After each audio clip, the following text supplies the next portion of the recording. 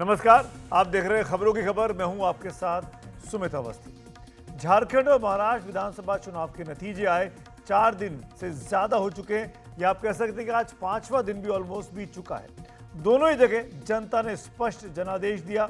इसके बाद झारखंड में फिर से हेमंत सोरेन की सरकार बन रही है और कल तो हेमंत सोरेन एक बार फिर झारखंड के मुख्यमंत्री पद की शपथ भी ले रहे हैं। लेकिन सवाल यह है कि महाराष्ट्र में इतने स्पष्ट और प्रचंड जनादेश के बावजूद सरकार के गठन में देरी क्यों हो रही है? क्या प्रॉब्लम ऑफ प्लेंटी हो गया है? इतने ज्यादा विधायक जीत कर आ गए हैं, किसको नेतृत्व सौंपा जाए, इस पर मंथन चल रहा है। कहां पर यह कंफ्यूजन है? आखिरकार महाराष्ट्र में यह महा सस्पेंस क्यों बना हुआ है? यह धुंध क्यों छाई हुई है कि कौन बनेगा महाराष्ट्र का मुख्यमंत्री?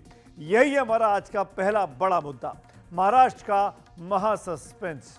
बीजेपी, शिवसेना और एनसीपी के महायुति गठबंधन को महाराष्ट्र की जनता में 3/4 से ज्यादा बहुमत दिया। ऐसे में मुख्यमंत्री कौन बनेगा, इसे लेकर सस्पेंस क्यों बना है? पर्दे के पीछे क्या चल रहा है? इस पर आज हम विस्तार से बात करेंगे। कुछ खास मेहमान हमारे साथ जुड़ेंगे जो भारतीय जनता पार्टी को बहुत दिनों से कवर करते आ रहे हैं, उनसे भी हम बात करेंगे। हमारा आज का दूसरा बड़ा मुद्दा है बांग्लादेश का। बांग्लादेश में अंतरिम सरकार के गठन के बाद से ही अल्पसंख्यकों, खासकर हिंदुओं के खिलाफ हिंसा की घटनाएं बढ़ी है। इस बीच वहां इस्कॉन से जुड़े एक धार्मिक नेता चिन्मय कृष्णदास ब्रह्मचारी की गिरफ्तारी से तनाव काफी ज्यादा बढ़ा हुआ है। उनके खिलाफ देशद्रोह का मुकदमा लगाया गया है, जिस वजह से लोग, खासकर हिंदू, काफी गुस्से में हैं। बांग्लादेश क्यों धार्मिक अल्पसंख्यकों के प्रति ऐसा रवैया अपना रहा है, इसकी आज हम विस्तार से पड़ताल करेंगे। हमारा तीसरा भी मुद्दा है आज का, और ये बनारस, प्रधानमंत्री की कॉन्स्टिट्यूएंसी वाराणसी से जुड़ा हुआ है, जहां के एक नामी और बड़े कॉलेज उदय प्रताप पर, जिसको यूपी कॉलेज कहा जाता है, उस पर वक्फ बोर्ड ने दावा ठोक दिया है। करीब 125 साल पुराना यह कॉलेज 500 एकड़ की जमीन पर फैला है और कई नामी गिरामी लोग इस कॉलेज से पढ़कर निकले हैं। अब अचानक ऐसा क्या हो गया कि वक्फ बोर्ड ने इस कॉलेज पर अपना दावा कर दिया है? वक्फ को लेकर पहले ही देश में बहुत विवाद चल रहे हैं। आज इस मुद्दे की हम पड़ताल करने वाले हैं कि आखिरकार बनारस में ये सब कुछ क्यों हो रहा है। लेकिन सबसे पहले बात करेंगे महाराष्ट्र की। महाराष्ट्र में महायुति की सरकार बन रही है, बनेगी, इसमें कोई सस्पेंस नहीं है। लेकिन मुख्यमंत्री कौन होगा, इस महाविजय के बाद भी इस पर महा सस्पेंस बना हुआ है। महाराष्ट्र में सबकी जुबान पर एक ही सवाल है कि राज्य का नया मुख्यमंत्री कौन होगा। यह फैसला होने तक एकनाथ शिंदे कार्यवाहक मुख्यमंत्री की जिम्मेदारी फिलहाल तो संभाले हुए हैं। महाराष्ट्र विधानसभा चुनाव में आपको याद होगा 288 सीटों में से 235 सीटों पर जीत हासिल करने वाले महायुति के ये तीनों नेता, जो जीत के बाद एक दूसरे को मिठाई खिलाते दिखे, क्या आने वाले 1-2 दिनों में भी इनके चेहरे पर ऐसी ही खुशी दिखेगी? महाराष्ट्र की जीत के हीरो ये तीनों ही लोग, बीजेपी के देवेंद्र फडणवीस, शिवसेना के एकनाथ शिंदे और एनसीपी के अजीत पवार, तीनों ही नेता अब बीजेपी आला कमान के आगे फिलहाल नतमस्तक है। उन्होंने साफ कर दिया है कि आला कमान का जो फैसला होगा वो उन्हें मंजूर होगा। सवाल यह कि आला कमान क्या सोच रहा है, आला कमान का फैसला होगा क्या? आला कमान यानी प्रधानमंत्री नरेंद्र मोदी, गृह मंत्री अमित शाह और बीजेपी के अध्यक्ष जेपी नड्डा। महाराष्ट्र का हर नेता, कार्यकर्ता मोदी शाह की जोड़ी की ओर देख रहा है कि वो महाराष्ट्र के लिए क्या फैसला लेते हैं। एनसीपी के नेता अजीत पवार पहले ही कह चुके हैं कि वो बीजेपी आला कमान का जो भी फैसला होगा वो उन्हें मान्य होगा। लेकिन एकनाथ शिंदे के समर्थक लगातार ये दबाव बनाने में लगे थे कि उन्हें, यानी शिंदे को, एक बार फिर से मुख्यमंत्री बनाया जाए, क्योंकि चुनाव उनके ही नेतृत्व में लड़ा गया और इतनी बड़ी जीत हासिल की गई। शिवसेना के कई नेता इसके लिए बिहार के मॉडल का उदाहरण भी देते हैं, जहां जेडीयू की बीजेपी से कम सीटें होने के बावजूद नीतीश कुमार को बीजेपी ने मुख्यमंत्री बनाए रखा। हालांकि बीजेपी नेता कहते हैं कि दोनों मामलों में अंतर है। बिहार में प्रधानमंत्री मोदी ने नीतीश कुमार को चुनाव से पहले ही मुख्यमंत्री के चेहरे के तौर पर पेश किया था और नीतीश कुमार कई बार बीजेपी के अगुवाई में सरकार को लीड कर चुके हैं, इसीलिए वहां पर कंफ्यूजन नहीं था। जबकि महाराष्ट्र में ऐसा नहीं हुआ। महाराष्ट्र में चुनाव के आखिरी दिन तक, जब तक वोट पड़ रहे थे, तब तक यही कहा गया महायुति के नेताओं की तरफ से कि चुनाव के बाद तय किया जाएगा कि मुख्यमंत्री कौन होगा। किसी ने नहीं कहा कि एकनाथ शिंदे ही मुख्यमंत्री होंगे, जिनके नेतृत्व में चुनाव लड़ा गया। इस सब के बीच निगाहें ठाणे में आज एकनाथ शिंदे के निवास पर लगी थी, जहां शिंदे ने साफ कर दिया कि उनके मन में आखिर है क्या। 5 दिन के इंतजार के बाद आज एक प्रेस कॉन्फ्रेंस शिंदे साहब ने अकेले की, यानी ये शिवसेना की प्रेस कॉन्फ्रेंस थी। इसमें एनसीपी और बीजेपी के नेता नहीं मौजूद थे। शिंदे ने इसमें कहा कि वो प्रधानमंत्री नरेंद्र मोदी और गृह मंत्री अमित शाह को ये कह चुके हैं कि सरकार के गठन में वो कोई बाधा नहीं बनेंगे और महायुति में जिसे भी मुख्यमंत्री पद के लिए चुना जाएगा उसको वो पूरा समर्थन देंगे। यानी अपनी तरफ से कुर्सी त्यागने का इशारा, कुर्सी छोड़ने का इशारा सिटिंग सीएम एकनाथ शिंदे ने कर दिया। सुनते हैं। महायुति के कौन लीडर है? एनडीए के लीडर कौन है? मोदी जी है, अमित भाई है। तो उनको कहा कि मैंने अमित भाई जी को भी फोन किया, मोदी जी भी को भी फोन किया। सरकार बनाने में हमारी तरफ से कोई भी रुकावट, कोई भी अड़चन, कोई भी कुछ भी किसी भी तरह का अड़ंगा नहीं है। आप बेशक आप निर्णय ले लो, उस निर्णय की तामील हो जाएगी, निर्णय की अमल हो जाएगी। और मैं आज आप सबको कहता हूं कि भारतीय जनता पार्टी के वरिष्ठ नेता जो निर्णय लेंगे मुख्यमंत्री पद के बारे में, जो उनका कैंडिडेट होगा, उसको हमारा शिवसेना का पूरी तरह समर्थन है, पूरी तरह हमारा पाटिंबा उनको है। ये आपको बताने के लिए मैंने आज सबको बुलाया है। अद्भुत कैमराडरी है तीनों दलों के बीच में। मुख्यमंत्री सिटिंग सीएम है और वो कह रहे हैं कि हम बीजेपी के नेताओं की बात सुनेंगे। अमूमन होता है कि आपस में खींचतान होती है, एक दूसरे के सामने पार्टियां कहती हैं कि हमारा नेता बनेगा, हमारा नेता बनेगा, लेकिन यहाँ उल्टा है। दोनों दल एनसीपी और शिवसेना पहले ही कह चुके हैं कि बीजेपी की लीडरशिप जो डिसाइड करेगी वही मुख्यमंत्री बनेगा। दोनों को दरअसल एहसास है कि उनकी संख्या बीजेपी के सामने काफ़ी बौनी है। तो शिंदे के बयान से आज ये साफ हो गया कि वो मुख्यमंत्री बनने नहीं जा रहे हैं।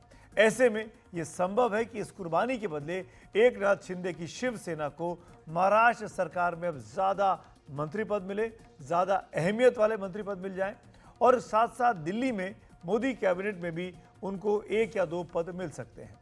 महाराष्ट्र प्रदेश बीजेपी के अध्यक्ष चंद्रशेखर बावनकुले ने एकनाथ शिंदे के बयान के रुख का तुरंत स्वागत भी कर दिया। की सरकार के बारे में, महाराष्ट्र के मुख्यमंत्री के बारे में जो भी निर्णय करेंगे वो माननीय प्रधानमंत्री नरेंद्र मोदी जी, हमारे अमित भाई और हमारा केंद्रीय नेतृत्व निर्णय करेगा। जो केंद्रीय नेतृत्व निर्णय करेगा वो हम सबको मान्य है। ये भूमिका माननीय एकनाथ शिंदे जी ने ली है। ये महाराष्ट्र के हित के लिए, महाराष्ट्र को आगे लेके जाने के लिए, विकसित भारत के साथ विकसित महाराष्ट्र के लिए बहुत महत्वपूर्ण है। उनकी भूमिका एनडीए मजबूत करने की, उनकी भूमिका महायुति मजबूत करने की है। उनकी भूमिका प्रधानमंत्री मोदी जी के नेतृत्व में विकसित महाराष्ट्र की है। उनकी भूमिका हमारे अमित भाई के साथ मिलकर आगे लेके जाने की है। इसलिए मैं महाराष्ट्र की जनता की ओर से और भारतीय जनता पार्टी की ओर से एकनाथ शिंदे जी का बहुत बहुत आभार व्यक्त करता हूं, अभिनंदन करता हूं।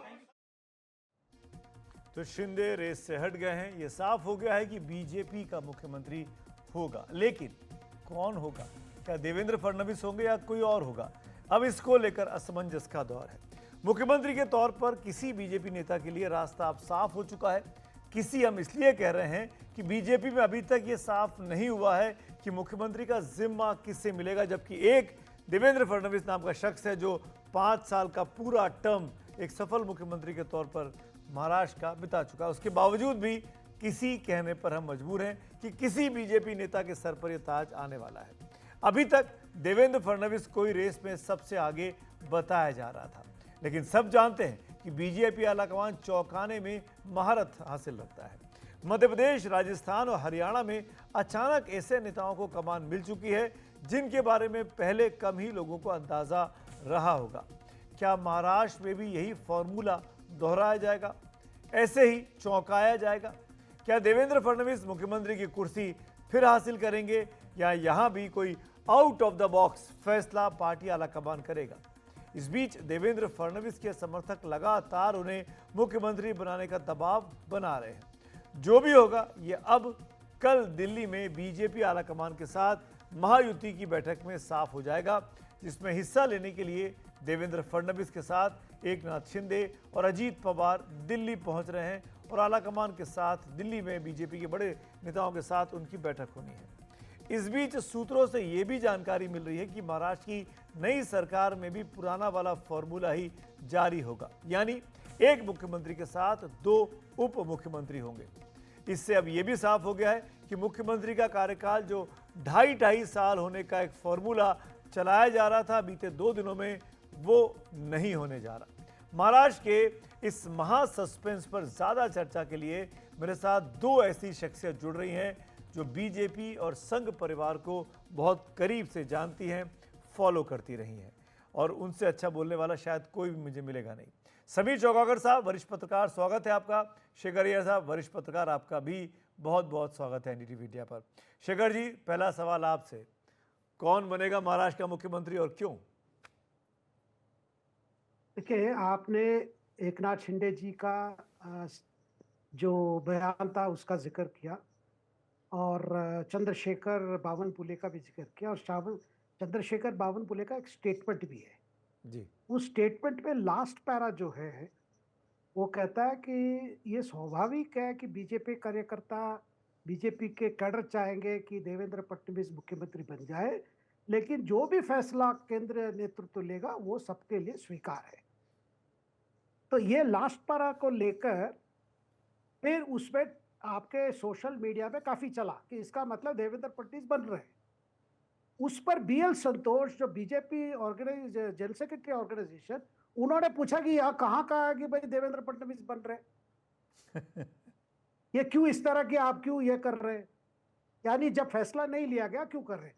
देखिए सुमित जी, मैं जो मानता हूं, देखिए महाराष्ट्र में जो सवाल आगे कौन बनेगा, ये केवल महायुति की समीकरण को लेकर नहीं है, ये महाराष्ट्र के सामाजिक समीकरण को लेकर भी है, और साथ में आगे जो चुनौती है, देखिए कम से कम 20 नगर निगम चुनाव होनी है, और महायुति के सारे नेता चाहेंगे भाई जो भी हम करें ये आगे चुनौती को भी करना है। देखिए आपने विधानसभा चुनाव जीत ली, उसके बाद ये 20 जो है 15-20 है, उसमें सबसे बड़ा बृहन मुंबई आपके नगर निगम है, और जहां पे जो पहले जो ये रही है राजनीति डोमिनेशन रही है उसको बदलना है। तो मुझे लगता है कि आपने भी जिक्र किया भाई राजस्थान में भी अचानक डिसीजन हुआ, बाकी जगह पे भी डिसीजन हुआ, तो क्या बीजेपी के अभी तक ओबीसी मुख्यमंत्री देने की बात हो सकती है? उसमें आपके चंद्रशेखर बावनकुले भी है, ओबीसी है, तो ये अभी क्लियर नहीं है। हो सकता है बीजेपी मुख्यमंत्री बने, इसको लेकर हो सकता है संकेत हो, लेकिन बीजेपी क्योंकि जो भी फैसला प्रधानमंत्री मोदी जी लेंगे और अमित शाह लेंगे और बाकी सब लीडर्स के साथ सामने ये रखेंगे कि जो हमें बड़ा गेन मिला है ये विधानसभा चुनाव में, ये बरकरार रहना है, कि ताकि ये सारे उसके बाद पंचायत चुनाव भी होंगे जी, और हर पार्टी को डोमिनेट करना है, तो ये सारे चुनाव जीतने पड़ेंगे। सुमित जी, महाराष्ट्र का महा सस्पेंस 5वें दिन भी खत्म नहीं हुआ। समीर साहब, क्या हो गया ऐसा? क्या इसको जोड़ के देखना चाहिए, महाराष्ट्र के मुख्यमंत्री की कुर्सी और जनवरी में बीजेपी अध्यक्ष पद का चुनाव? क्या ये 2 घटनाएं आपस में जोड़ के देखनी चाहिए? बिल्कुल सुमित जी, ये दोनों घटनाएं जोड़ के देखना चाहिए। देखिए, भारतीय जनता पार्टी ने नड्डा जी का कार्यकाल एक्सटेंड जरूर किया, लेकिन किसी को कार्यकारी अध्यक्ष नहीं बनाया, और अभी तक किसी नाम पर कार्यकारी अध्यक्ष नहीं बनाया था। देखिए, इस बात की पूरी संभावना है कि अगर देवेंद्र फडणवीस के पास, पार्टी के पास देवेंद्र फडणवीस को लेकर सिर्फ 2 ही पद बचे हैं, या तो महाराष्ट्र के मुख्यमंत्री बनेंगे, अगर वो महाराष्ट्र के मुख्यमंत्री नहीं बनते हैं तो ये तय है वो कि भारतीय जनता पार्टी के अगले राष्ट्रीय अध्यक्ष बनेंगे। इसके अलावा देवेंद्र फडणवीस के लिए कोई तीसरा विकल्प फिलहाल पार्टी के पास नहीं है। यानी आप ये कह रहे हैं देवेंद्र फडणवीस के दोनों हाथों में लड्डू है? बिल्कुल, ये तय है, दोनों हाथों में लड्डू है। ये पार्टी को तय करना है कि उन्हें कहां इस्तेमाल करना है।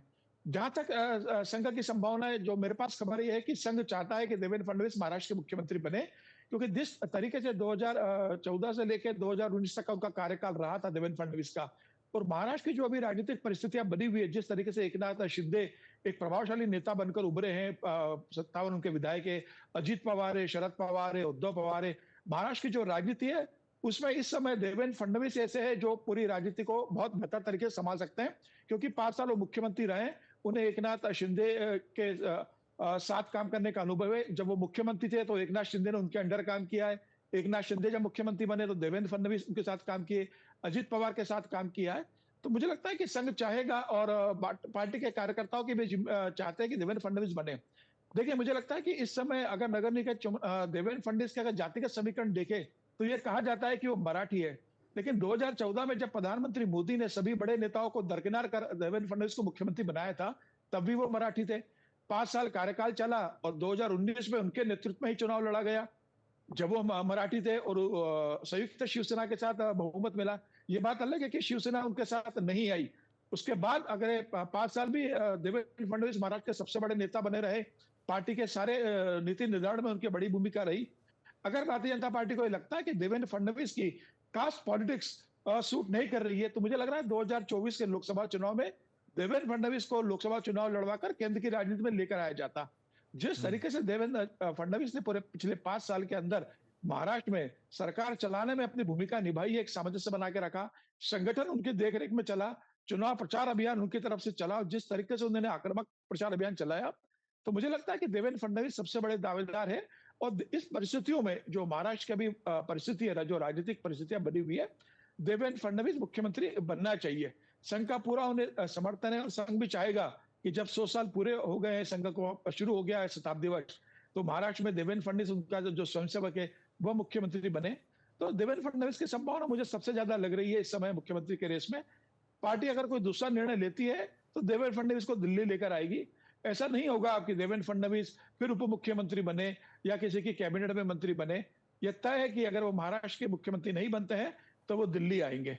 दिल्ली आएंगे और आप तो ये भी कह चुके हैं कि दिल्ली में आके अध्यक्ष पद संभालेंगे, पार्टी का केंद्रीय नेतृत्व ये कह रहा है। शेखर साहब, इसमें मैं ये जानना चाहूंगा आपसे कि क्या ये जो फैसला होगा, चाहे वो महाराष्ट्र के मुख्यमंत्री का हो या दिल्ली में बीजेपी के राष्ट्रीय अध्यक्ष का हो, इसमें पार्टी नेतृत्व की चलेगी या संघ की चलेगी? किसका, कौन किस पर हावी होगा? जैसे समीर साहब बोल रहे हैं कि संघ चाहेगा देवेंद्र फडणवीस बने। देखिए, इस सारे फैसले में पार्टी नेतृत्व का होगा, लेकिन संघ का बड़ा इनपुट रहेगा। और ऐसा नहीं है कि संघ कोई डिक्टेट करेगा और पार्टी को सुनना ही पड़ेगा, ऐसी बात नहीं है। मैं नहीं मानता हूं कि इस तरह की होती है फैसले। संघ की तरफ से जो भी इनपुट देना है दिया है, और संघ के नेतृत्व भी जानते हैं कि चुनौतियां आगे क्या है महाराष्ट्र। देखिए, चुनाव जीत चुके हैं और हमने ये भी देखा है लोकसभा चुनाव में क्या परिस्थिति थी, फिर विधानसभा चुनाव के में कैसे परिस्थिति बदली। इसका मतलब महाराष्ट्र में लोगों के जो ये है वो भाव बदलता रहता है परिस्थिति के अनुसार। तो इसको ध्यान रखना होगा, क्योंकि अभी जो हनीमून पीरियड है, इस हनीमून पीरियड में एक स्थिर सरकार बननी है और आगे जाके कई कार्यक्रम जो है उसको इम्प्लीमेंट करनी है। जब अगर देवेंद्र फडणवीस का पूरा पॉइंट है क्यों वो मुख्यमंत्री बनना है, लेकिन साथ में मैं जितने समझ पा रहा हूं, पार्टी अगर देवेंद्र फडणवीस इतनी देर भी नहीं होती, मुझे लगता है पार्टी भी प्रोस एंड कॉन्स एग्जामिन कर रही है। महाराष्ट्र में जो सामाजिक समीकरण बहुत बड़ा चीज होती है, देखिए वो उसको बीजेपी नेतृत्व नजरअंदाज नहीं कर सकती है। अभी भी क्या हुआ है देखिए, जब आप बार बार सामाजिक समीकरण पर शेखर साहब जोर दे रहे हैं, तो क्या इसीलिए कि देवेंद्र फडणवीस ब्राह्मण है, वो ना मराठा है ना ओबीसी है, और ये दोनों ही वर्ग बीजेपी के लिए बड़े इंपॉर्टेंट है इस वक्त में जब जो राजनीति जिस तरह का रंग ले रही है? देखिए, 2024 चुनाव के बाद से ही आप देख रहे हैं बार बार प्रधानमंत्री हो या और कोई भी बड़ा नेता हो, एम्फेसिस करते रहते हैं दलित ओबीसी एससी एसटी, यही बात चलती है। तो आगे अध्यक्ष बनना भी वो, देखिए चेहरे का बड़ा इंपॉर्टेंट हो गया इस राजनीति में। एक तरफ जो ऑपोजिशन है बार बार कह रही है कि बीजेपी सवर्णों की है, बीजेपी दलित के खिलाफ है, बीजेपी कॉन्स्टिट्यूशन। देखिए, राहुल गांधी जी का एक एलिगेशन किसी ने पहले सीरियसली नहीं लिया, लेकिन जब लोकसभा चुनाव में जिस तरह का बीजेपी को धक्का पहुंचने के बाद आपने देखा इस महाराष्ट्र चुनाव में कितना बड़ा मुद्दा बन गया कॉन्स्टिट्यूशन। आप देख रहे हैं अभी जो कल जो कॉन्स्टिट्यूशन डे को लेकर जो एक कॉम्पिटिटिव होड़ लगी थी, भाई कौन कॉन्स्टिट्यूशन को बचा रहा है, कौन कॉन्स्टिट्यूशन दिवस मना रहा है, किसने शुरू किया। देखिए, बीजेपी के नेतृत्व आज कतई भी कुछ नहीं करेंगे जिसमें से उनका सोशल बेस पर कोई सवाल आ जाए, और महाराष्ट्र बड़ी सेंसिटिव है इस पे। और महाराष्ट्र में अभी तक 3 ब्राह्मण मुख्यमंत्री बने, जो पहले बने थे बाद में मनोहर जोशी और अब देवेंद्र फडणवीस एक बार बन चुके हैं। और देवेंद्र फडणवीस की जो काबिलता है, मेरी जो जानकारी है, केंद्र में उनको कई उनके रोल हो सकते हैं, केंद्र मंत्रिमंडल में भी शामिल हो सकते तो हैं। क्या जानकारी है बताइए ना, शेयर करिए, इसी तो आपको बुलाया है शेखर जी। नहीं, मुझे लगता है कि देखिए मतलब अभी भी कई नाम सुन रहा हूं मैं, अभी भी सुन रहा हूं कि हो सकता है कि कोई ओबीसी नाम पे कोई मुख्यमंत्री बन जाए, और एकनाथ शिंदे के बेटे श्रीकांत शिंदे उप मुख्यमंत्री बन जाए। इससे कई बातें हो रही है। और जो आज महाविकास आघाड़ी में जो है वो देख रहे हैं, देखिए उद्धव ठाकरे जी के लिए क्या है, अगर एकनाथ शिंदे ना बने तो उनका बीजेपी के प्रति जो भी प्रेम है वो थोड़ा और ठीक हो जाएगा। और वो भी देख रहे हैं, क्योंकि देखिए ये नगर निगम चुनाव पहले क्या और भी समीकरण चेंज हो सकते हैं। जो आज विपक्ष में बैठे हैं, शरद पवार हो या जी। उद्धव ठाकरे के ये हो, ये कह रहे, बहुत कुछ कह रहे हैं, आज मीटिंग करा रहे हैं, ईवीएम को क्वेश्चन कर रहे हैं। मेरे पास लेकिन वक्त की थोड़ी सीमित है, इसीलिए मैं आप दोनों से एक आखिर में पूछना चाहूंगा, दोनों से एक करके। आपकी चॉइस शेखर अय्यर, अगर आपको चुनना पड़े किसको बनाएंगे मुख्यमंत्री? देखिए, देवेंद्र फडणवीस बहुत कैपेबल है, महाराष्ट्र की चुनौती को आंसर करने में वो है, लेकिन साथ में बीजेपी के सामने जो सोशल मैसेजिंग है वो बड़ा सवाल है। समीर साहब, आपकी चॉइस, अगर आपके हाथ में कमान हो, चुनना पड़े किसी एक को? देखिए, मुझे लगता है कि जो राजनीतिक समीकरण है महाराष्ट्र के, और जिस तरीके से पिछले 10 साल से महाराष्ट्र की राजनीति रही है, इसी 5 साल में 3 मुख्यमंत्री हमने देखे। पहले देवेंद्र फडणवीस बनते, फिर उद्धव ठाकरे बनते, फिर एकनाथ शिंदे बने। और जिस तरीके से पार्टी में टूट हुई और जिस तरीके से वहां राजनीति है, मुझे लग रहा है देवेंद्र फडणवीस इस समय सबसे बेस्ट होंगे, जो महाराष्ट्र की राजनीति को एक बेहतर तरीके से ले जाएंगे। और भारतीय जनता पार्टी के लिए 2029 का लोकसभा चुनाव बहुत महत्वपूर्ण है। भारतीय जनता पार्टी सिर्फ 9 सीटें महाराष्ट्र में जीती है, तो उत्तर प्रदेश के बाद सबसे ज्यादा सीटें महाराष्ट्र से आती है 48। तो भारतीय जनता पार्टी ये भी देखेगी कि कौन मुख्यमंत्री हो जो 2029 में 48 सीटें जिताने में महत्वपूर्ण भूमिका निभा सके। तो मुझे लगा देवेंद्र फडणवीस उसमें सबसे नंबर 1 पार्टी को नजर आएंगे। चलिए ठीक है, आप दोनों की राय हम याद रखेंगे। मेरे ख्याल से अगले 24 घंटे में तस्वीर बिल्कुल साफ हो जाएगी, किसके हाथ में कमान जाने वाली है। महा सस्पेंस खत्म होगा। समीर साहब, शेखर जी, बहुत बहुत शुक्रिया बात करने के लिए। हमको नहीं भूलना चाहिए कि बीजेपी ने महाराष्ट्र में बहुत बड़ी जीत हासिल की है, और महाराष्ट्र में एक ही साल में लोकसभा और विधानसभा चुनाव होते हैं। अब जो कुछ होना है 2029 में होना है, तो जो भी चुनाव है नहीं महाराष्ट्र में कोई भी आसपास, और इस ऐसी परिस्थिति में जो मुख्यमंत्री बनेगा वो 5 साल तक बहुत ही संभल कर इत्मीनान से महाराष्ट्र का विकास का काम कर सकता है, पार्टी को, उसकी विचारधारा को आगे बढ़ाने का रोल निभा सकता है। कोई चुनावी गहमा-गहमी या प्रेशर उसके ऊपर नहीं होने वाला है। और आइए अब जिक्र पड़ोसी देश बांग्लादेश का, जहां इस साल अगस्त में देशव्यापी छात्र आंदोलन के बाद पूर्व प्रधानमंत्री शेख हसीना का तख्ता पलटा और एक अंतरिम सरकार शासन में आई। अंतरिम सरकार के सत्ता में आने के बाद से बांग्लादेश में अल्पसंख्यकों के खिलाफ हिंसा के मामले थम नहीं रहे। अंतरिम सरकार की कमान नोबेल पुरस्कार विजेता अर्थशास्त्री मोहम्मद यूनुस के हाथ में है। उनके सत्ता में आते ही बांग्लादेश के तमाम इलाकों में हिंदू समुदाय के लोगों के घरों, दुकानों और अन्य संस्थानों को निशाना बनाया गया, क्योंकि ये भी कहा गया कि सरकार में जमात इस्लामी का बहुत महत्वपूर्ण रोल है, जो कि कट्टरपंथी इस्लामिक विचारधारा को आगे बढ़ाती है। आगजनी और हिंसा की गई है। हिंदुओं के खिलाफ लगातार तस्वीरें हमको बांग्लादेश से कई शहरों से मिली हैं। मोहम्मद यूनुस दावा कर रहे हैं कि वो अल्पसंख्यकों के हितों पर आंच नहीं आने देंगे, लेकिन जैसे जैसे उनकी नीतियां और फैसले सामने आए हैं, भारत और बांग्लादेश के रिश्तों में तनाव कम होने के बजाय और बढ़ा है। ताज़ा मामला बांग्लादेश में हिंदू समुदाय के एक प्रमुख चेहरे और इस्कॉन मंदिर से जुड़े चिन्मय कृष्णदास ब्रह्मचारी की गिरफ्तारी का है। बांग्लादेश की पुलिस ने सोमवार को उन्हें ढाका के हजरत शाह जलाल इंटरनेशनल एयरपोर्ट से गिरफ्तार किया था, जब वो ढाका से चिटगांव जा रहे थे। उनके खिलाफ देशद्रोह का केस लगाया गया है और मंगलवार को उन्हें कोर्ट में पेश किया गया, जहां उनकी जमानत याचिका खारिज करते हुए कोर्ट ने उन्हें न्यायिक हिरासत में जेल भेज दिया। दास और 18 अन्य लोगों के खिलाफ चटगांव कोतवाली थाने में पूर्व प्रधानमंत्री खालिदा जिया की बांग्लादेश नेशनल पार्टी के एक नेता की शिकायत पर केस दर्ज किया गया था।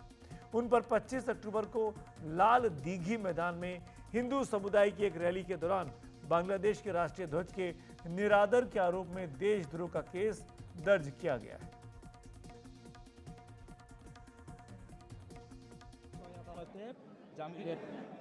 सुनवाई मजिस्ट्रेट की अदालत में हुई है।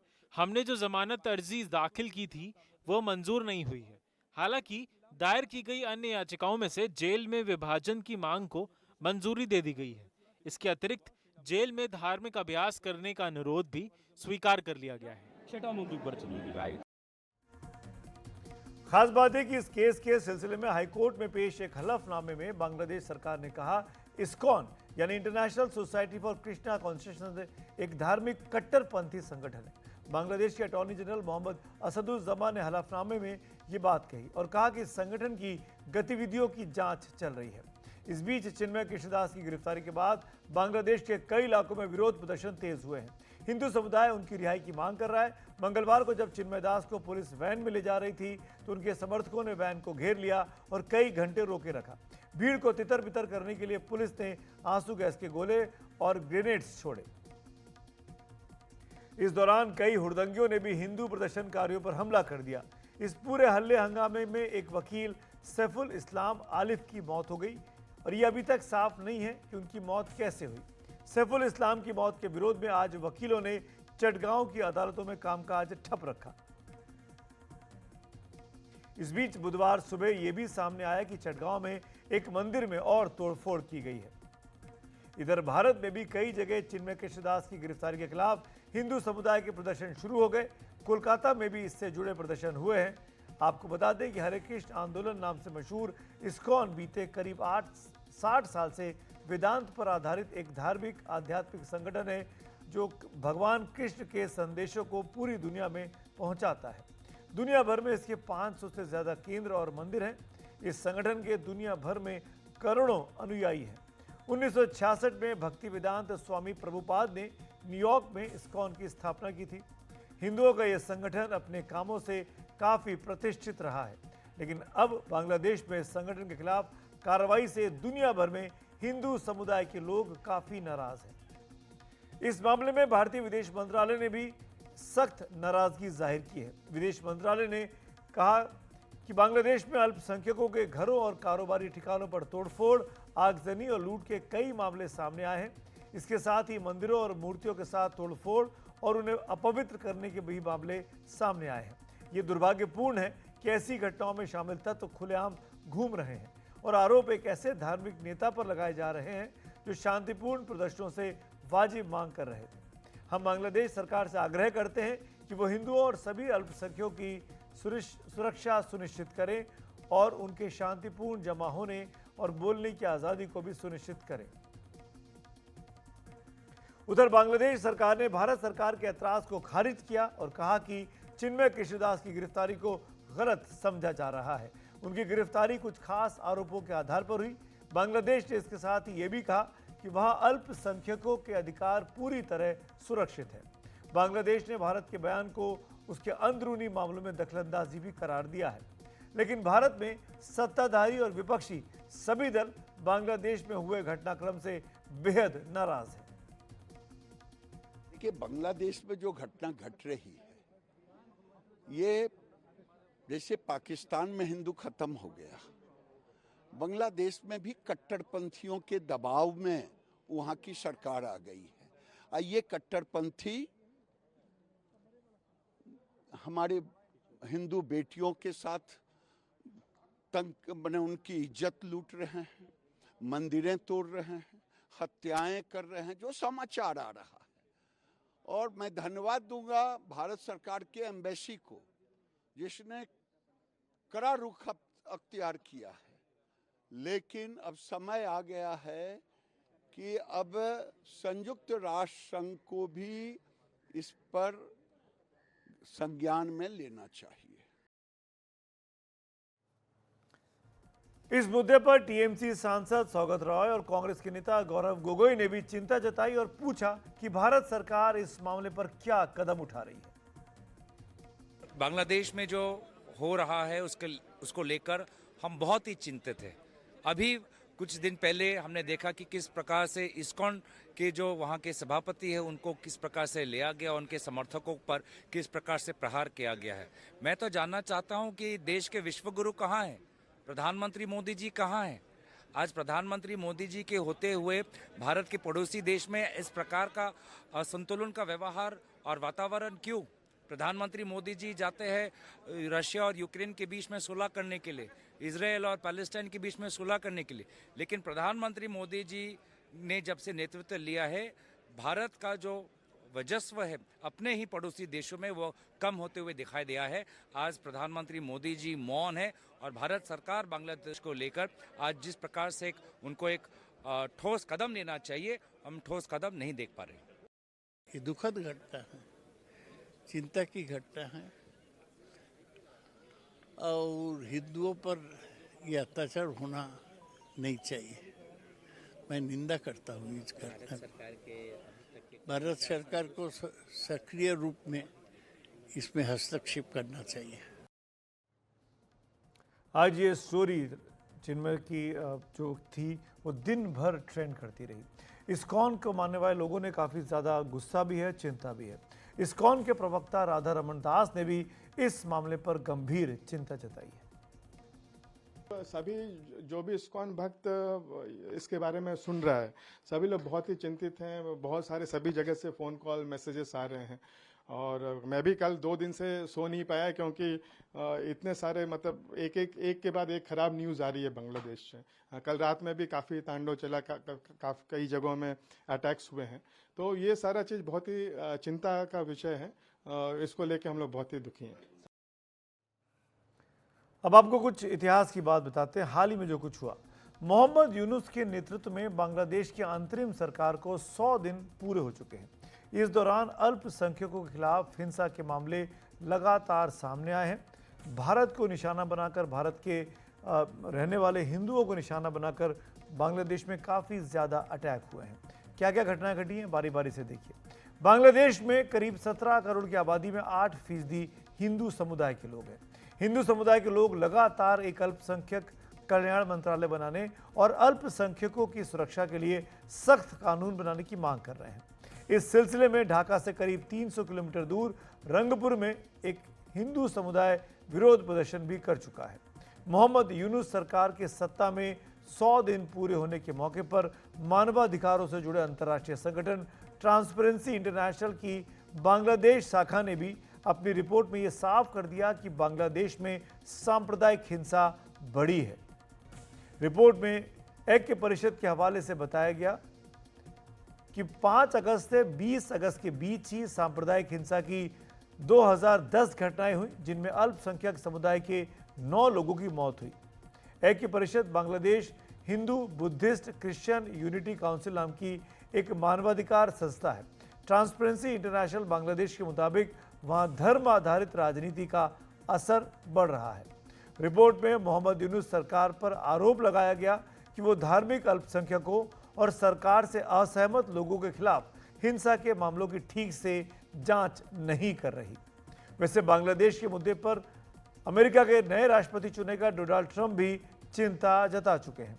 राष्ट्रपति चुनाव के लिए मतदान से 5 दिन पहले यानी 1 नवंबर को सोशल मीडिया प्लेटफॉर्म एक्स पर ट्रंप ने लिखा था, मैं बांग्लादेश में हिंदुओं, ईसाइयों और अन्य अल्पसंख्यकों के खिलाफ बर्बर हिंसा की सख्त निंदा करता हूं, जिन पर भीड़ हमला कर रही है और लूटपाट कर रही है। बांग्लादेश में पूरी अराजकता है। मेरे राष्ट्रपति होते हुए ऐसा नहीं होता।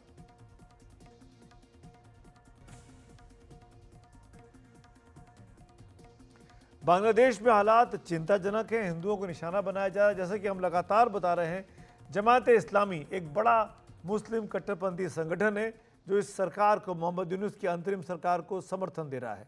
और वो लगातार खबरें ऐसी आ रही हैं कि बांग्लादेश जो एक डेमोक्रेटिक रिपब्लिक रहा, उसको वो इस्लामिक रिपब्लिक में बदलना चाह रहे हैं। इस बाबत बाकायदा बांग्लादेश में बातचीत चल रही है और उसी के बाद से जितनी माइनॉरिटीज़ हैं, खासकर हिंदुओं को चुन चुनकर बांग्लादेश में इन 100 दिनों में जब से ये इंटरिम गवर्नमेंट बनी है, निशाना बनाया जा रहा है। मेरे साथ इस वक्त इस मुद्दे पर चर्चा के लिए जुड़ गए हैं जवाहरलाल नेहरू विश्वविद्यालय के centre for South Asian studies के chairman doctor Sanjay Bhardwaj. Doctor Bhardwaj, thank you.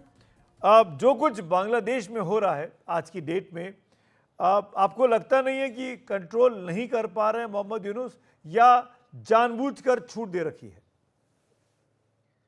देखिए मुझे लगता है कि दोनों ही बातें ठीक है कि एक तो कंट्रोल नहीं कर पा रहे, इसलिए नहीं कर पा रहे कि जो इंस्टीट्यूशंस हैं, जो सरकार के खासकर जो पुलिस है, वो बहुत कुछ हद तक कोऑपरेट नहीं कर रही, क्योंकि जिस तरीके से पुलिस के साथ इन्होंने बर्ताव किया है जब से शेख हसीना को सत्ता से हटा के ये सत्ता पे काबिज हुए हैं, जो कि अनकॉन्स्टिट्यूशनल गवर्नमेंट है, जिसको लेजिटिमेसी नहीं है और पुलिस उनके साथ नहीं है, क्योंकि पुलिस शेख हसीना के साथ थी।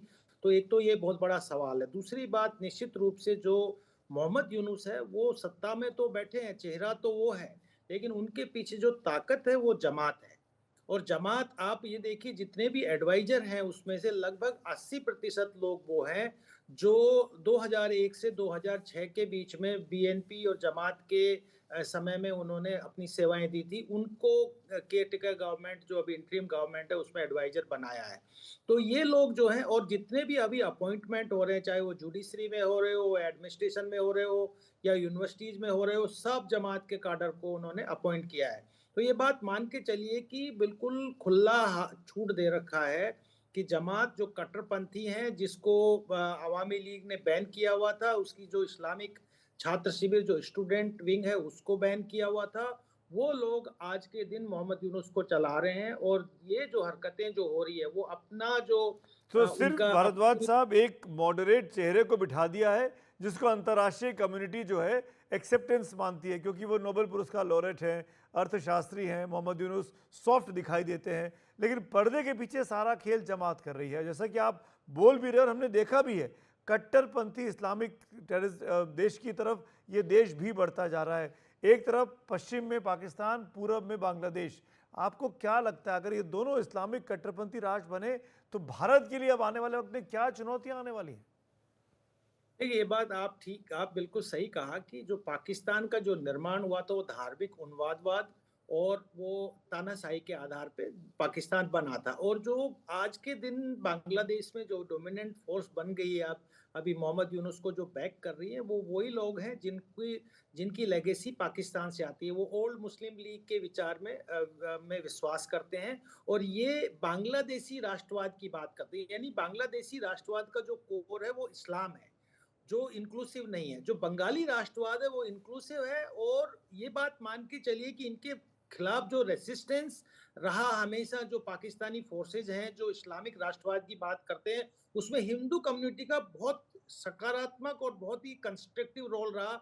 1952 में लैंग्वेज मूवमेंट को ले लीजिए, 1971 में बांग्लादेश को आज़ाद कराने में ले लीजिए, या मिलिट्री रेजिम के खिलाफ खड़े होने में, और 2007 में हमेशा से जो एक रेसिस्टेंस रहा है वो माइनॉरिटी कम्युनिटी, हिंदू कम्युनिटी का रहा है। अभी फिर से चिन्मय दास ने जो आवाज उठाई है वो उसी ही तानाशाही और धार्मिक उन्मादवादी सरकार के खिलाफ आवाज उठाई है। और उनको सेडिशन के केस में जिस तरीके से गिरफ्तार किया, उनको 18 लोगों पे सेडिशन केस लगाए हैं, उनमें ये एक है। तो बात मान के चलिए कि जो प्रोग्रेसिव डेमोक्रेटिक मुस्लिम कम्युनिटी है, साथ ही साथ जो माइनॉरिटी कम्युनिटीज जी। हैं, जो बांग्लादेश में बंगाली अस्मिता की बात करती है, 1971 की स्प्रिट की बात करती है, उनको दबाने का प्रयास मोहम्मद यूनुस सरकार कर रही है। सरकार, मैं कह रहा हूँ, और ये इसका कारण सबसे बड़ा ये है क्योंकि जनता से लेजिटिमेसी नहीं है इनको। ये इनका कोई कॉन्स्टिट्यूशनल प्रोविजन के माध्यम से सत्ता में नहीं बैठे। जी। तो इन्होंने कोर्स के माध्यम से, बल के माध्यम से अपना वजूद बनाने का प्रयास कर रहे हैं। और इसीलिए अंतर्राष्ट्रीय कम्युनिटी को इस पर ध्यान देना चाहिए और भारत को कड़ा सा कड़ा रुख अपनाना चाहिए, क्योंकि ये चिंगारी जो है, जो कट्टरवाद की चिंगारी है, जो इस्लामाइजेशन की जो चिंगारी है, वो खाली बांग्लादेश तक सीमित नहीं रहेगी, वो पूरे दक्षिणी एशिया तक जाएगी।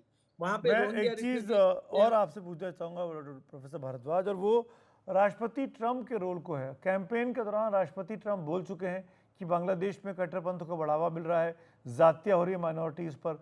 अब जबकि वो चुनाव जीत चुके हैं, आने वाले कुछ महीनों में, वक्त में वो राष्ट्रपति बन जाएंगे औपचारिक तौर पर।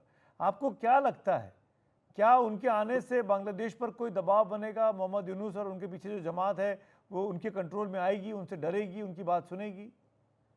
सुमित जी, आपने सवाल बहुत अच्छा पूछा। इसलिए पूछा कि जो मोहम्मद यूनुस है, वो बेसिकली जो डेमोक्रेट है, खासकर जो बिल क्लिंटन और हिलेरी क्लिंटन के चहेते हैं, और उन्होंने ये सारा मैकेनिज्म क्रिएट करके मोहम्मद यूनुस को बनाया। जब ट्रंप 2016 में इलेक्ट हुए थे तो मोहम्मद यूनुस ने उनको कहा था कि ये सूर्य ग्रहण हो गया है, पूरा डेमोक्रेसी पे और अमेरिका पे सूर्य ग्रहण हो गया है। और ट्रंप ने साफ साफ कहा था कि जो हिंदुओं पे एट्रोसिटीज बांग्लादेश में हो रही है वो चिंता का विषय है। निश्चित रूप से अगर ट्रंप आते हैं तो एक कड़ा रुख बांग्लादेश की तरफ रहेगा। लेकिन दूसरी बात जो है कि जो अमेरिका का डीप स्टेट है, जिसमें पेंटागन की तरफ इशारा करूंगा और जो CIA की तरफ इशारा करूंगा, उनके और भी डीप इंटरेस्ट बांग्लादेश में है। वो स्ट्रेटेजिक डेप्थ वो चाहते हैं बांग्लादेश में। तो कितना ट्रंप उसको बैलेंस कर पाएंगे और मोहम्मद यूनुस और कट्टरवादी ताकतों को दबा पाएंगे और वहां पे अल्पसंख्यकों और ह्यूमन राइट्स का जो वायलेशन हो रहा है उसको कितना बरकरार कर पाएंगे, एक बड़ा सवाल है। लेकिन अभी भी उम्मीद की जाती है कि भारत और ट्रंप अगर और वेस्टर्न पावर अगर इसको गंभीरता से लेते, क्योंकि जो जिस तरीके की हरकत अमेरिका ने की, अमेरिका की जनता उसको सपोर्ट नहीं करती। बाइडेन एडमिनिस्ट्रेशन ने हरकतें की है कि जमात के साथ नेक्सेस करके मोहम्मद यूनुस को बिठाया है। तो ये ट्रंप इसको अगर संज्ञान में लेते हैं तो निश्चित रूप से एक जो पॉजिटिव और बंगाली जो राष्ट्रवाद है, जो इंक्लूसिव है, जो माइनॉरिटी कम्युनिटीज की रक्षा करता है, चाहे वो अवामी लीग के नेतृत्व में हो या बड़ा जो बंगाली समाज है उसके नेतृत्व में दोबारा से कायम होगा। और ये बात आप मान के चलिए। मैं सुमित एक बात और कहना चाहता हूँ कि बंगाल के जो बांग्लादेश जो बंगाली लोग हैं, जो बंगाली, मैं कह रहा हूँ बंगाली कह रहा हूँ मैं, वो पाकिस्तानी विचार में विश्वास करने वाले नहीं, जो बंगाली राष्ट्रवाद में संस्कृति में विश्वास करते हैं, वो बार बार रेसिस्ट करते हैं। 1952 में रेसिस्ट किया, 1971 में वो खड़े हुए, 1989 में जब जामदानी मूवमेंट के रूप में खड़े हुए, 2007 में खड़े हुए। और मुझे लगता है कि फिर से जब उनकी इस संस्कृति पे आंच आएगी, जो बंगाली इंक्लूसिव संस्कृति है उस पे, तो दोबारा से बंगाली समाज ही बाहर आएगा, जो माइनॉरिटी की भी रक्षा करेगा और अपने बंगाली समाज की करेगा। और कट्टरपंथियों को मुंह की खानी पड़ेगी, क्योंकि बांग्लादेश में बार बार कट्टरपंथियों को मुंह की खानी पड़ती है। कई बार कहा जाता है कि जो डेवलपमेंट होते हैं कि एक पाकिस्तान और क्रिएट हो गया, लेकिन बार बार पाकिस्तान ईस्ट में क्रिएट होता है और बार बार बंगाली उसको डिफीट करते हैं। तो आगे भी मुझे लगता है कि एक रेसिस्टेंस फोर्स क्रिएट होगी जो कट्टरवाद और पाकिस्तान के विचार को दबाएगी और जो अल्पसंख्यक है उनको उनके अधिकारों की बिल्कुल। और उम्मीद करनी चाहिए प्रोफेसर भारद्वाज कि ऐसी बंगाली अस्मिता के लोग, बंगाली राष्ट्रवाद के लोग जल्दी से उठें, जल्दी सामने आएं और इस सिचुएशन को बदलें, क्योंकि ये सिचुएशन किसी के लिए भी फलदायक नहीं है। कट्टरपंथ किसी भी चीज़ का जवाब नहीं हो सकता, चाहे वो किसी भी मजहब से जुड़ा क्यों ना हो। शुक्रिया हमसे बात करने के लिए प्रोफेसर भारद्वाज, वक्त निकालने के लिए thank you so much. Bangladesh में हालात चिंताजनक हैं और भारत के लिए एक बड़ी चुनौती के तौर पर ये सामने भी आ रहे हैं। आगे बढ़ते हैं आज की तीसरी बड़ी खबर की ओर। एक और देश की संसद में वक्फ बोर्ड संशोधन बिल को लेकर विवाद बना है। उधर बनारस में वक्फ बोर्ड के एक ताज़ा फैसले को लेकर विवाद शुरू हो गया है। वक्फ बोर्ड ने वाराणसी के 115 साल पुराने एक कॉलेज पर अपना दावा ठोक दिया है। यह है वाराणसी का उदय प्रताप कॉलेज, जहां पर जिसकी स्थापना 1909 में राजश्री उदय प्रताप सिंह ने की थी। इसको यूपी कॉलेज भी कहा जाता है। इस कॉलेज में 20,000 से ज़्यादा छात्र पढ़ते हैं। पूर्वी उत्तर प्रदेश और बिहार के छात्रों के लिए ये कॉलेज काफ़ी खास शिक्षण संस्थान रहा। यहाँ से पढ़कर कई नामी नेता, विद्वान, अधिकारी निकले हैं। कॉलेज 500 एकड़ के विशाल इलाके में फैला है। 100 साल तक इसकी मिल्कियत को लेकर कोई विवाद सामने नहीं आया था, लेकिन अब अचानक लखनऊ यूपी सुन्नी सेंट्रल वक्फ बोर्ड ने उदय प्रताप कॉलेज पर अपना दावा ठोक दिया है। वक्फ बोर्ड के मुताबिक कॉलेज प्रबंधन को इस सिलसिले में 2018 में एक नोटिस भेजा गया था। इस पर उदय प्रताप शिक्षा समिति के तत्कालीन सचिव UN सिन्हा ने जवाब दिया था कि उदय प्रताप कॉलेज की स्थापना 1909 में हुई। कॉलेज की ज़मीन इंडाउमेंट ट्रस्ट की है। चैरिटेबल इंडाउमेंट एक्ट के अंतर्गत आधार वर्ष के बाद ट्रस्ट की ज़मीन पर अन्य किसी का मालिकाना हक स्वयं समाप्त हो जाता है। ट्रस्ट की ज़मीन ना तो खरीदी जा सकती है और न ही बेची जा सकती है। इस बीच वक्फ बोर्ड के नोटिस में कहा गया कि परिसर में स्थित मस्जिद और मज़ार और उसके आसपास की ज़मीन वक्फ की संपत्ति है। इस पर 15 दिन के अंदर जवाब दें, नहीं तो आपकी कोई भी आपत्ति नहीं सुनी जाएगी। अब कॉलेज के प्रिंसिपल का कहना है कि सुन्नी सेंट्रल वक्फ बोर्ड के नोटिस का जवाब दे दिया गया है। ये ज़मीन इंडाउमेंट ट्रस्ट की सब ज़मीन है और ये ज़मीन जो है किसी से सुन्नी सेंट्रल वक्फ बोर्ड या वक्फ बोर्ड से संबंधित हो ही नहीं सकती है। ये ज़मीन जो है Uday Pratap college endowment trust की है और इसमें किसी और का मालिकाना हक नहीं हो सकता है। इस पूरे कॉलेज परिसर में Uday Pratap degree college, inter college, Rani Murar Balika, Rajshree शिशु विहार, राष्ट्रीय पब्लिक स्कूल वगैरह चलते हैं। उदय प्रताप कॉलेज के प्रिंसिपल का कहना है कि परिसर में मस्जिद और मजार का निर्माण सपा सरकार की शय पर कराया गया था। इसी नोट पर जो ये नया ताज़ा विवाद चला उस पर तो एनडीटीवी इंडिया की नजर रहेगी कि क्या कुछ चल रहा है वाराणसी में। एक छोटा सा ब्रेक यहाँ पे लेते हैं। इस बुलेटिन में ब्रेक के उस पार कुछ और है खबरें, बने रहिए हमारे साथ, तुरंत लौट के आते हैं।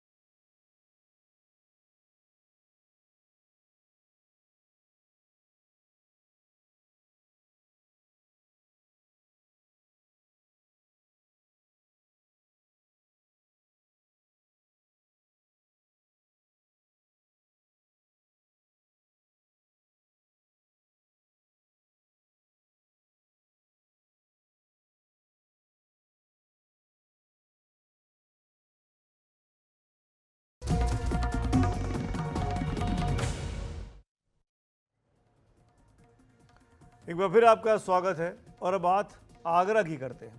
ताज नगरी आगरा में मेट्रो लाइन की खुदाई जाने बवाल बन गई है। घनी आबादी क्षेत्र से मेट्रो ट्रेन की अंडरग्राउंड खुदाई के चलते सैकड़ों मकानों में दरार आ गई है। दूसरे शब्दों में कहें तो सैकड़ों मकानों को अब सपोर्ट के सहारे उनको रखा गया है, जिसके चलते करीब 9000 की आबादी दहशत के साए में जीने को मजबूर है।